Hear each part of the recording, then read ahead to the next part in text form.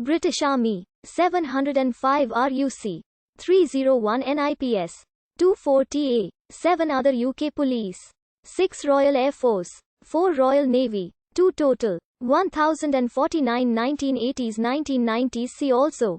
The Troubles in Ireland. See also. The Troubles in Britain and Europe. The Troubles was an ethno-nationalist period of conflict in Northern Ireland that lasted about 30 years from the late 1960s to the late 1990s. Also known internationally as the Northern Ireland conflict. It is sometimes described as an irregular war or low-level war. The conflict began in the late 1960s and is usually deemed to have ended with the Good Friday Agreement of 1998.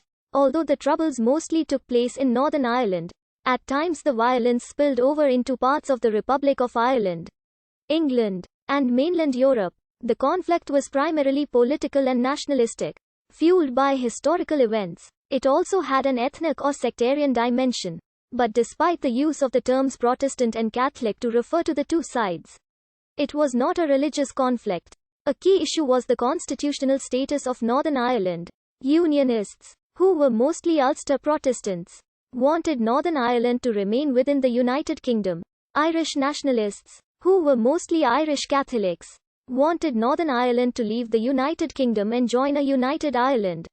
The conflict began during a campaign by the Northern Ireland Civil Rights Association to end discrimination against the Catholic nationalist minority by the Protestant Unionist government of Northern Ireland and Royal Ulster Constabulary. The authorities attempted to suppress the protest campaign with police brutality. It was also met with violence from loyalists, who believed it was a Republican front. Increasing tensions led to severe violence in August 1969 and the deployment of British troops in what became the British Army's longest ever operation. Peace walls were built in some areas to keep the two communities apart. Some Catholics initially welcomed the British Army as a more neutral force than the RUC. But it soon came to be seen as hostile and biased, particularly after Bloody Sunday in 1972. The main participants in the Troubles were Republican paramilitaries such as the Provisional Irish Republican Army and Ulster Defence Association, British State Security Forces, the British Army and RUC, and political activists and politicians. The security forces of the Republic of Ireland played a smaller role. Republican paramilitaries carried out a guerrilla campaign against British security forces as well as a bombing campaign against infrastructural, commercial and political targets. Loyalists targeted Republicans, nationalists and attacked the wider Catholic community in what they described as retaliation. At times, there were bouts of sectarian tit-for-tat violence, as well as feuds within and between paramilitary groups of the same stripe.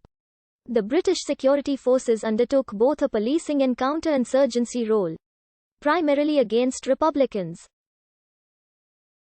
There was extensive collusion between British security forces and loyalist paramilitaries. The Troubles also involved numerous riots, mass protests and acts of civil disobedience, and led to increased segregation and the creation of temporary no-go areas. More than 3,500 people were killed in the conflict, of whom 52% were civilians. 32% were members of the British security forces and 16% were members of paramilitary groups.